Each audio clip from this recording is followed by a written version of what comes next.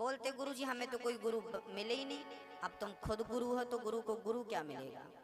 पहले अपने अंदर का जो गुरूर है पहले वो तो खत्म करो। जब अंदर का गुरूर अर्थात अंदर का अहंकार समाप्त होगा तब तो आंखों की पट्टी समाप्त होगी, तब तो दुनिया में गुरु नजर आएगा। और सच्चा गुरु खोजने जाना नहीं पड़ता।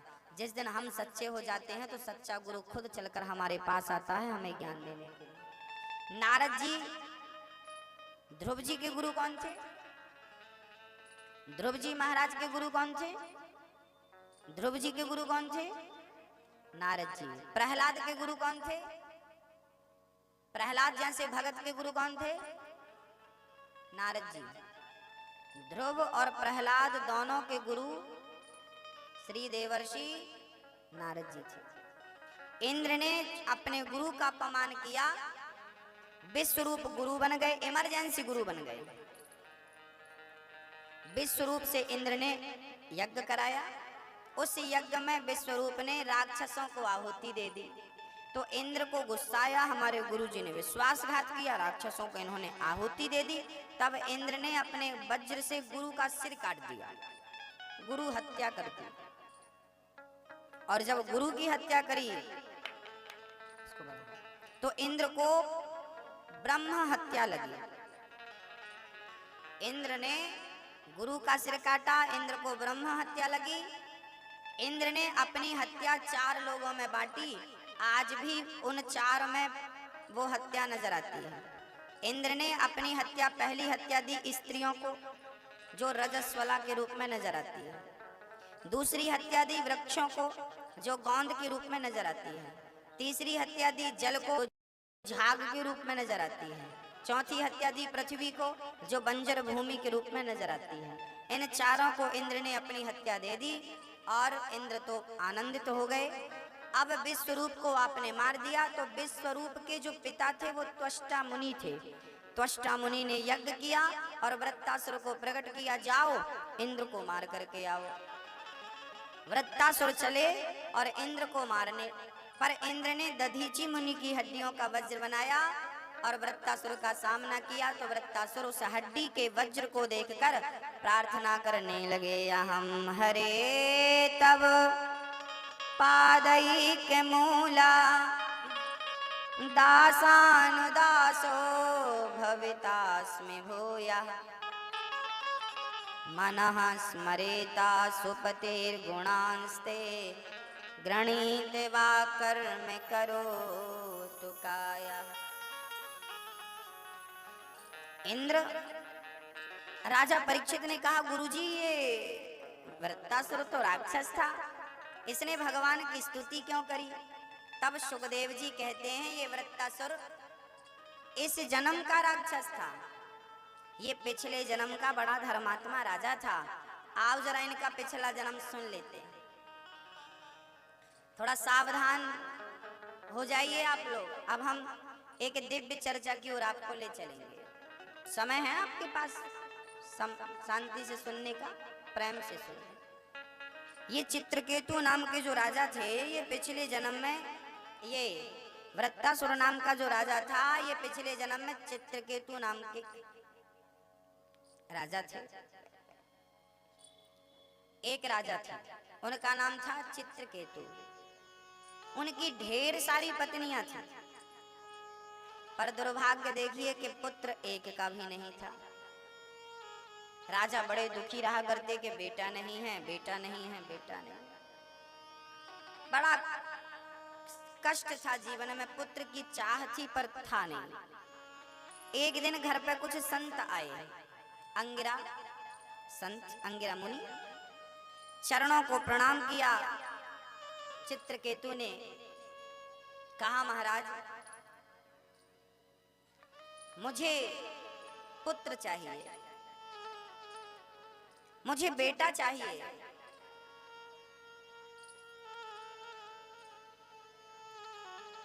चित्रकेतु बोले, इतना बड़ा राज्य है, पुत्र नहीं है, कौन चलाएगा? हम एक बेटा दे दीजिए। संत ने, अंगिरा मुनि ने कहा, राजन मैं तेरे भाग्य को देख रहा हूं, तेरी किस्मत में कोई पुत्र है ही नहीं, और एक जन्म नहीं, 7 जन्म तक आपकी किस्मत में कोई संतान नहीं। चित्रकेतु चरणों में गिर पड़े, महाराज एक जन्म तो गुजरता नहीं था, आपने ये भविष्यवाणी करके हमें और दुखी कर दिया। पर आप संत हैं, आप कुछ भी कर सकते हैं, मुझे पुत्र चाहिए, मुझे बेटा चाहिए। चरणों में गिर पड़े चित्रकेतु। तब संत तो दयालु होते हैं, संतों ने एक फल निकाला और कह दिया लो अपनी पत्नी को खिला देना, पुत्र होगा। कभी कभी संतों के आशीर्वाद से किस्मत भी बदल जाती है। चित्रकेतु की पत्नी ने वो फल खाया, बड़ी पत्नी का नाम था कृतद्युति। आपने फल खाया, कुछ दिनों के बाद गर्भवती हो गई। समय आने पर चित्रकेतु के घर पे एक सुंदर सा राजकुमार प्रकट भया। चारों तरफ आनंद की लहर दौड़ पड़ी, राजा के घर पुत्र हुआ है, पुत्र हुआ है, पुत्र हुआ है। अच्छा, संतों ने कहा था कि ये तेरा बेटा जो होगा वो तुझे सुख भी देगा और दुख भी देगा, पर सुख पर तो ध्यान था, पर दुख देगा इस पर चित्रकेतु का ध्यान नहीं था। अब राजा के यहाँ बेटा हुआ है, राजा उस रानी से अधिक प्रेम करने लगे जिसको बेटा हुआ था। बाकी रानियों की तरफ तो राजा देखते भी नहीं। अब उन रानियों के अंदर जलन होने लगी कि जब से ये बेटा हुआ है तब से राजा हमें देखते नहीं है, हमें पसंद नहीं करते। उन रानियों ने जलन के कारण, जो बहुत रानियां थी, उन रानियों ने देखा कि राजा अब हमें पसंद नहीं करते, तो उन रानियों ने उस बालक को जहर दे दिया कि ये बालक आया है ना, तब से हमारा जीवन तबाह हुआ। राजा हमें देखती नहीं, हमें कोई सुख नहीं मिलता, अब तो हम नौकरानी से भी बदतर हो गई हैं। भैया, उन रानियों ने जहर देकर, 5 साल का बेटा था, लड्डू में जहर देकर के मार डाला। बालक था, जहर खाया, सोया, उठा ही नहीं। सुबह माँ ने देखा मेरा लाल आज नजर नहीं आ रहा है, उठा नहीं। जाकर देखा तो बच्चा मरा पड़ा था। चिल्लाने लगी, विधाता तू बड़ा निर्दयी है, तू बड़ा क्रूर है। अरे मारना था मुझे मार दिया होता, मेरे नन्हे से बालक ने तेरा क्या बिगाड़ा था। हे ईश्वर, तू बड़ा निर्दयी है। राजा को पता चला, वो रोने लगे। प्रजा को जो जिसे पता चलता, सारे लोग, अब जिन्होंने जहर दिया था ना वो भी रोने आ गए, वो भी रोने लगी। सारी प्रजा में शोक था, सारी आंखों में आंसू थे। राजा तो मूर्छित हो रहे थे, रानी का तो पता ही नहीं जिंदा भी है कि गई। इतना विलाप, इतना कष्ट बेटे के वियोग में, इतना बुढ़ापे में तो हुआ और वो भी 5 साल में चला गया, कितना दर्द होगा। माँ रोने लगी, विधाता तू बड़ा निर्दयी है, निष्ठुर है, मारना था मुझे मार दिया होता, इस नन्ही सी जान ने तेरा क्या बिगाड़ा था। उसी समय वहां पर देवर्षि नारद जी आ गए। अंगिरा मुनि चरणों में गिर पड़े, चित्रकेतु चरणों में गिर पड़े। महाराज आप संत हैं, आप सभी के आशीर्वाद से बेटा हुआ था और देखो 5 साल में वो मर गया। प्रभु आप उसे जीवन दान दे दो, रक्षा कर लो प्रभु। नारद जी बोले, देख राजन, तू समझदार है, मरा हुआ ना कभी वापस नहीं आता, इसलिए मरे हुए को पाने के लिए विलाप नहीं करना चाहिए, मत रो। चित्रकेतु चरणों में गिर पड़े, नहीं नहीं हमें तो बेटा चाहिए, हमारा पुत्र हमें वापस करो, नहीं तो हम भी मर जाएंगे। अब नारद जी समझे, राम राम राम, ये तो बड़ा शोक में डूबा है। तब नारद जी ने हाथ में जल लिया और मरे हुए बालक के ऊपर मंत्र पढ़ के जल छिड़क दिया। बालक खड़ा हो गया, जीवन दान दे दिया संत ने, खड़ा हो गया। पिता खुश हो गए, बेटा आओ तुम्हें अपने गले से लगाऊं। दौड़ पड़े चित्रकेतु। तभी उस बच्चे ने कहा, खबरदार वहीं रहो, पहले ये बताओ आप कौन हैं। पिता बोला, बेटा मैं तेरा पिता, मुझे भूल गया, तू अभी गहरी नींद में सो गया था, हाँ हमने जगाया है, हम तेरे पिता हैं। उस बालक ने वो बात कह दी जो बात हमें और आपको ध्यान से सुननी चाहिए। उस बालक ने वो बात कह दी जो इस सारी जिंदगी की सच्चाई है। शायद ये प्रसंग पूरे 7 दिन में एक ही बार आता है, अब ये दोबारा प्रसंग नहीं आएगा। भागवत का हर प्रसंग, हर ज्ञान की बात एक बार ही आती है, दोबारा तो दूसरी आएगी। इसलिए ये प्रसंग बड़ा मार्मिक है और हमारी रियल जिंदगी से जुड़ा हुआ है। इसलिए इस प्रसंग को बहुत सावधानी से आप लोग सुनिए, मैं केवल यही प्रार्थना कर रहा हूं। उस बालक ने कहा, आप मेरे कितने जन्म मेरे हो चुके हैं, कितनी बार मेरा जन्म हुआ, कितनी बार आपका जन्म हुआ, कितनी बार मैं मरा, कितनी बार आप मरे, किस जन्म का हिसाब रखते हो? और ये बताओ, आप मेरे किस जन्म के पिता हो? आप लोगों का ना मेरी माँ कई बार जन्म हो चुका है, पहले भी कई बार आप किसी की माँ बन चुकी हो। कई बार आप लोग तो पुरुष बन के भी पैदा हो चुकी हैं। आप तो कई बार कई बच्चों के बाप भी बन चुके हैं। इस जन्म में आप स्त्रियां हैं, इस जन्म में आप किसी की पत्नी हैं, किसी की बेटी हैं।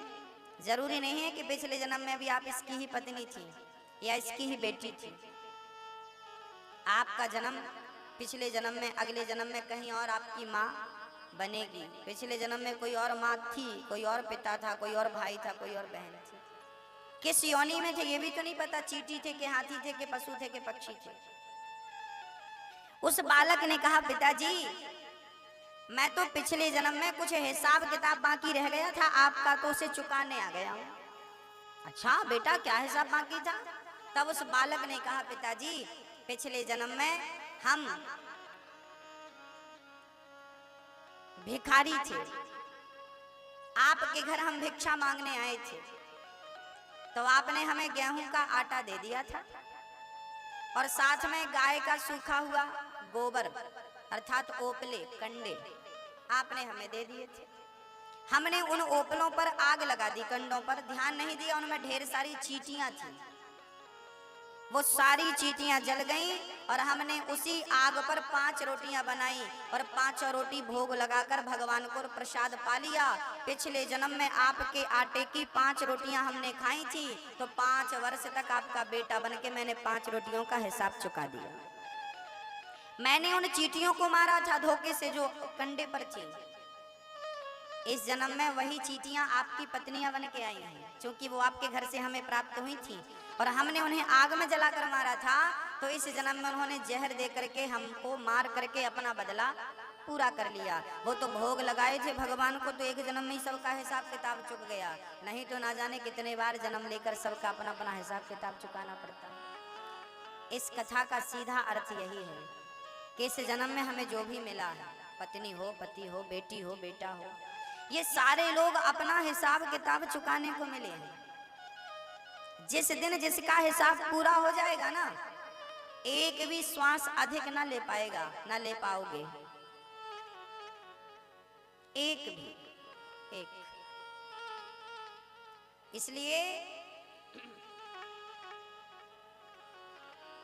इसलिए हर पल ईश्वर का चिंतन करते रहो। ना तो कोई किसी का पिता है, ना तो कोई किसी का पुत्र है, ना तो कोई किसी का बेटा है, ना बेटी है, ना पत्नी है, ना पति है।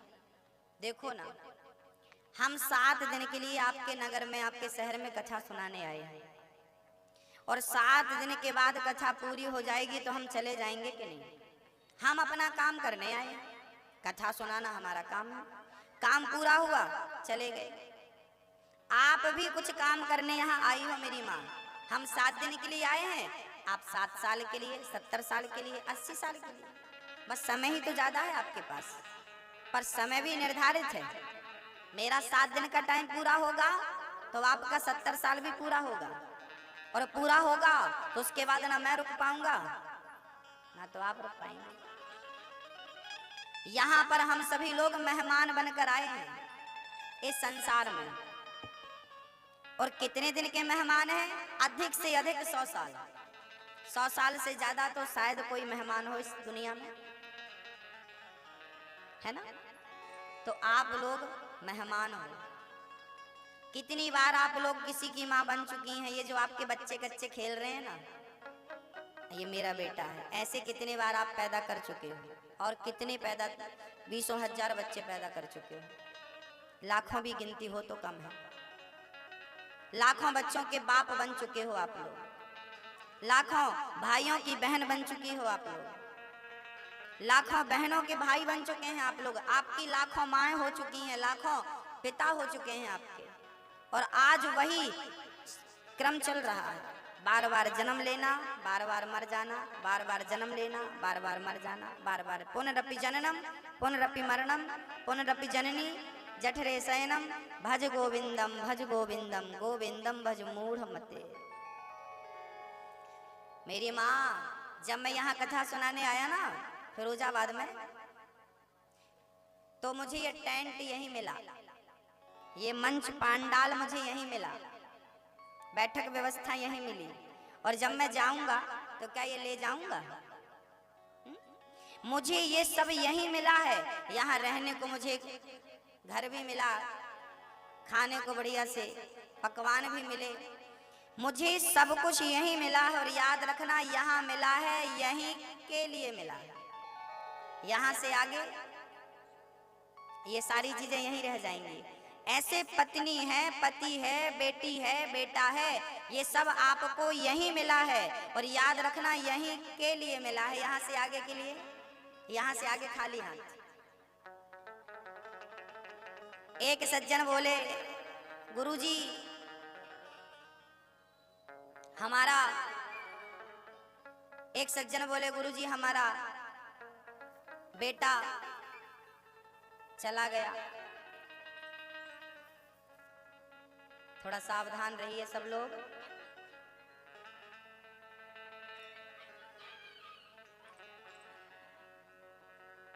वो कह रहा है कि भाई हम जा रहे हैं, हमें मारते क्यों? अब थोड़ा सावधान रहना। और मेरी प्रार्थना है कि बच्चों को थोड़ा अपने पास ही रखो। ये मैदान नहीं है, चूंकि ये कथा पांडाल है, इसलिए बच्चों को अभी जब पूरी हो जाए तब मैदान में छोड़ना। अभी सावधान होकर के हम कथा सुने, चूंकि कथा सुनने ही आए हैं।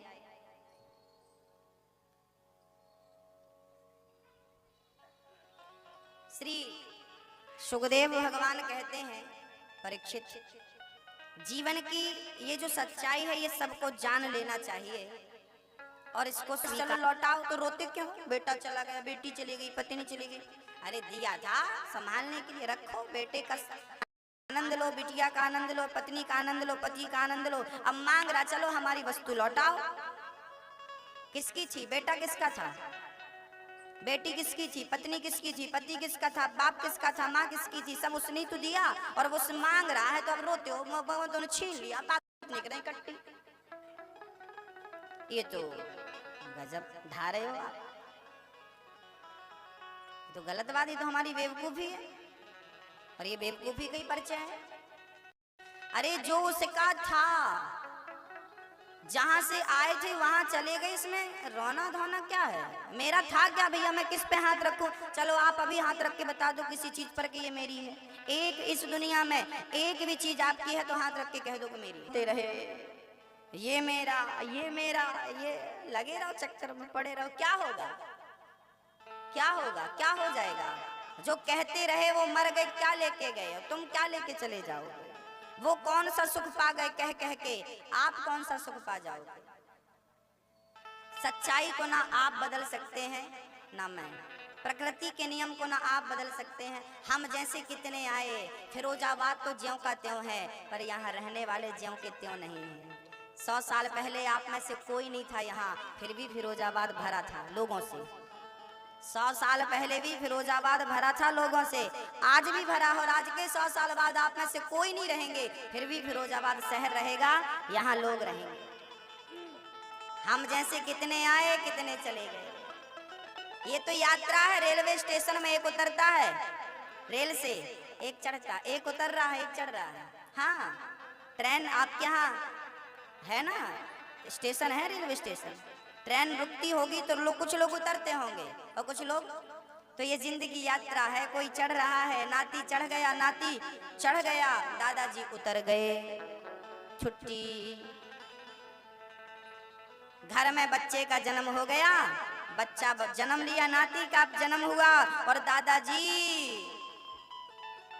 चले, एक जा रहे हैं एक आ रहे हैं। ये आना जाना तो लाखों वर्षों से चल रहा है, करोड़ों वर्षों से चल रहा है।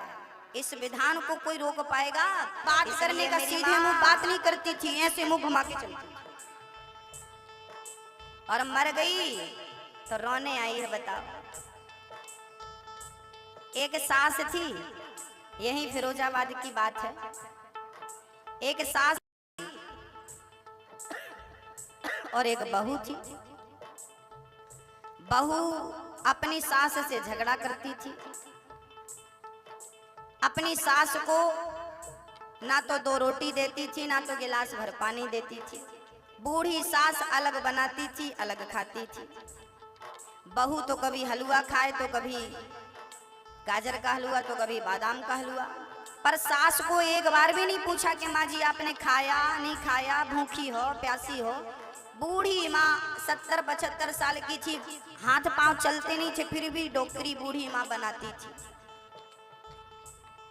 और बहू को कोई फिक्र नहीं थी। और वही सास जब मरती है ना, तो यही बहू जो पानी नहीं देती थी, रोटी नहीं देती थी, यही जाकर फ्रंट में बैठ के रोती है। सास के मरने में सबसे ज्यादा बहुएं रोती हैं। और कई बहुएं तो बड़ी चमत्कारी होती हैं, बेहोश होगी गिरी, फिर पानी वानी डालो, फिर होश आए, फिर चालू। वो देख लेती है भीड़ कितनी है, ज्यादा भीड़ है तो ज्यादा बेहोश होंगी। उन्हें लगता है कि दुनिया वालों को हम बतला सकें कि देखो हम सास से कितना प्रेम करते थे, सास की कितनी सेवा करते थे। कितना बड़ा नाटक! क्यों? आप किस नाटक को ना भगवान बहुत बढ़िया से देख रहा होगा। जिंदा थी, पानी नहीं पिलाए, मर गई तो बाल्टियों से आंसू बहा रही है। इतना पानी पिलाया होता तो बुढ़िया 2-4 और दिन जिंदा होती। लोग कहते हैं बाबा ढोंगी होते हैं, हमें तो लगता है गृहस्थों से बड़े ढोंगी नहीं होते। आजकल के तो गृहस्थ लोग बड़े ढोंगी हो गए हैं। हाँ, जेठानी ढोंगी है, देवरानी ढोंगी है, और बहुएं तो बहुत बड़ी है। कम है क्या? और सास भी कम थोड़ी है, इसको भी नहीं कह सकते दूध का धोला हुआ। कोई कम नहीं है। तो जरा अपनी अपनी आदतें सुधार लो, क्योंकि भगवान को ना वो अच्छा लगता है जो अंदर होता है और बाहर होता है। अंदर कुछ, ये शरीर की बड़ी गर्मी थी, बड़ा अहंकार था।